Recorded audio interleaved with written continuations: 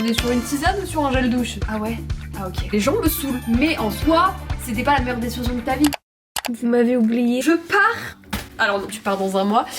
Même pas dans 3 semaines. En janvier, c'est bon, je m'envole. Je pars à Édimbourg en Écosse pour mon Erasmus. En fait j'en parle tout le temps, mais genre le dire comme ça là. J'ai trouvé mon logement, j'ai mes billets d'avion. J'avais la chance de pouvoir partir n'importe où dans le monde. Et j'ai choisi l'Écosse. Et vraiment, je vous jure, quand j'ai dit aux gens au début que je partais en Écosse, ils étaient là. Ah ouais? Ah ok.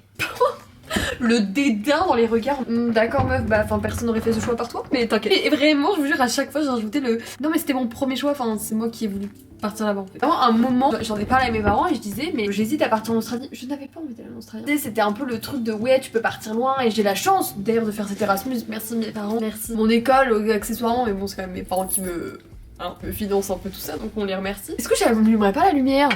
J'ai l'impression que c'est mieux pour vous. J'aime bien cette luminosité un peu intime. Je sais pas si vous êtes d'accord avec moi. Alors ça se trouve, il y a que moi qui sens cette pression et tout le monde va être là, mais Blandine, ferme-la. Tu nous fais chier. Vraiment ce truc de ouais, il faut partir loin. On n'a pas besoin de partir loin pour être dépaysé. Entre vivre 5-6 mois et voyager, c'est pas du tout pareil. J'ai déjà fait l'Amérique parce que je suis allée travailler à Disney, pour ceux qui se souviennent pas. Et l'Asie, ça m'attirait pas tant en fait quand j'ai fait mon choix parce qu'on a quand même fait notre choix il y a 1 an. En 1 an, tu as le temps d'être une personne différente et peut-être qu'aujourd'hui mon choix aurait été différent. Enfin, je regrette absolument pas, j'ai très hâte de partir en Écosse. Et je me suis dit, c'est très nature, c'est très spirituel, c'est tout ce que j'aime, c'est tout ce que je veux. J'ai pris 3 semaines pour finir Harry Potter et pour regarder tout ce qu'on m'a dit en mode ah mais t'as vu ça? Non. Bah regarde, ok, je note, mais en fait je vais pas le faire. Donc faudrait peut-être que je le fasse pour que je dise ouais non mais j'ai la rêve, je suis allée là où il y avait Outlanders, ouais. Que nenni. Donc déjà je trouvais qu'il y avait un peu cette pression sur la destination, tu vois. Deuxième pression, c'est le truc de l'Erasmus, ça va être the voyage de ta vie, tu vas rencontrer tes meilleurs copains, ça va être fou machin. Vraiment j'y viens un peu en mode je n'ai pas d'attente. Quand j'en parle pareil, j'ai l'impression d'être un peu en mode bah meuf, enfin. Je le vois vraiment comme un voyage méditatif. Elle nous fait chier.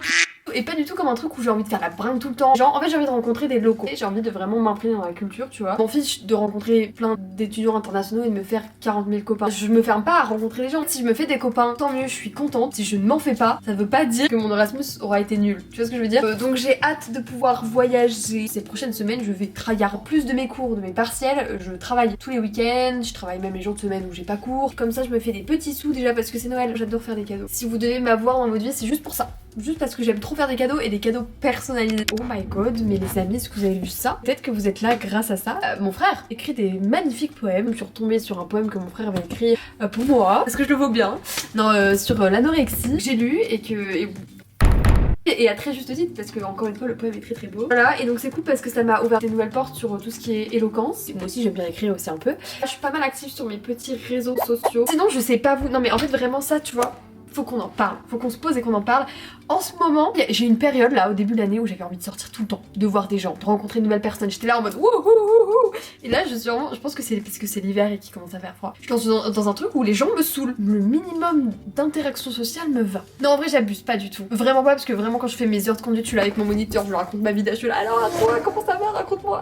Vraiment en ce moment je suis un peu là en mode j'aime trop ma compagnie, ma propre compagnie. C'est peut-être pour ça aussi que genre l'Écosse et tout, je suis un peu là en mode bah, je m'en fous de rencontrer des gens parce que en fait je suis trop bien avec moi-même de base. Ça va passer tellement vite là, Noël et tout. Je sais pas vous, petit débat, dites-moi ce que vous en pensez parce que je pense qu'en vrai là les avis divergent un peu. Mais j'en parlais avec une amie l'autre jour, j'ai l'impression que vraiment les potes que tu t'es fait au lycée, les potes que tu te fais en études supérieures, c'est vraiment différent. Et tu sais tout le monde dit ouais les études sup c'est genre the moment of your life. Et oui, genre les études sup, en vrai quand je fais une rétrospective je suis là genre waouh c'était bien. Oh non c'est trop bien. C'est moi en fait je suis nostalgique. Oh non j'ai plus de batterie. Alors ça non, ça me rend pas très heureuse. On se retrouve après la douche et je me rends compte après avoir regardé les rushs de la vidéo d'avant que c'est pas très agréable que ce soit éteint, mais j'espère que vous êtes quand même restés parce que vous m'aimez beaucoup. J'attendais mon Spotify Wrap comme ça. J'ai eu les résultats mais je peux pas les partager parce qu'après on a été à Blandine, tu n'es pas une fille bien. Les amis je ne savais pas en fait tous les scandales qui allaient se passer en 2024. Dans mes top artistes, je pense que ça fait genre 2-3 ans que c'est les mêmes personnes. À chaque fois. J'ai bientôt fini le livre. Tout à l'heure j'étais au supermarché, il fallait que je me rachète du gel douche. J'étais encombrée et tout. Je me suis dit je prends le premier qui vient. Donc j'ai pris ça. Ça sent pas super. Non en vrai ça va. C'est citron verveine. On est sur une tisane ou sur un gel douche? La fera en plus c'est bio. Ah édition limitée.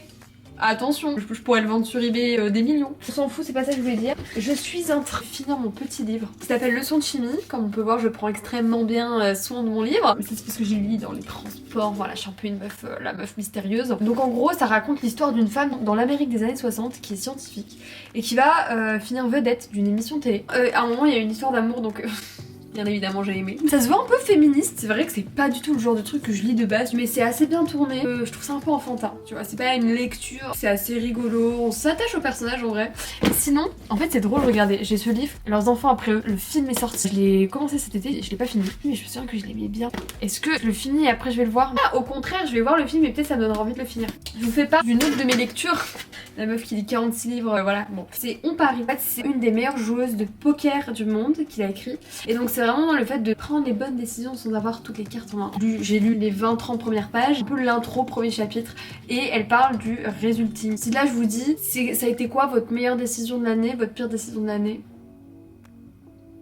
J'attends que vous fassiez vraiment comme ça, la théorie s'applique, tu vois. Là, on a cette fâcheuse tendance d'associer les résultats aux décisions. C'est-à-dire que tu diras que la meilleure décision que t'as faite, c'est parce qu'elle a mené un résultat positif, et que la pire décision que t'as faite a forcément amené un résultat négatif. Alors qu'en soi, tu peux avoir fait ce que tu considères comme ta meilleure décision, mais qui a amené un résultat négatif, parce que au final, bah, ça l'a pas fait, mais ça veut pas dire que ta décision était nulle de base. Par exemple, dans le livre Albert, un exemple du Super Bowl en 2015, t'as l'entraîneur qui a pris la décision, en fait c'était je crois 15 secondes avant la fin, de jouer un certain mouvement, alors que dans l'idée commune et pour gagner il fallait faire un autre mouvement. Mais lui il a pris une décision stratégique qui fait que il devait faire un autre mouvement, et au final ce mouvement n'a pas abouti à ce qu'il pensait, et du coup bah finalement c'est l'autre équipe qui a gagné. Tout le monde a critiqué son choix en mode mais pourquoi il a fait ce choix, pire décision ever, cette décision était pas bête, c'est juste que le résultat n'a pas été optimal. Si finalement on a un résultat positif, les têtes d'affiche des journaux auraient été le meilleur move de l'histoire, la stratégie, la technique de ouf. C'est vraiment un exemple concret du résulting. Imagine tu prends le volant, tu le prends comme ça, tu prends le volant alors que t'as bu, bon t'as pas d'accident, tu pars du principe que t'as pris une bonne décision, que tu sais bien estimer tes capacités. En réalité, si t'avais pris le volant et que t'avais eu un accident, ça reste quand même une de tes pires décisions. Tu es arrivé en vie chez toi et encore heureux et touche tous les bois que tu veux, bois de chêne, bois de noyer, mais en soi, c'était pas la meilleure décision de ta vie, sûrement la pire, le résultat n'a pas été mauvais. Voilà, à bientôt, on y croit. Promis, je vous fais un update de Noël, de la vie, de mon savon au citron verveine. Des gros bisous.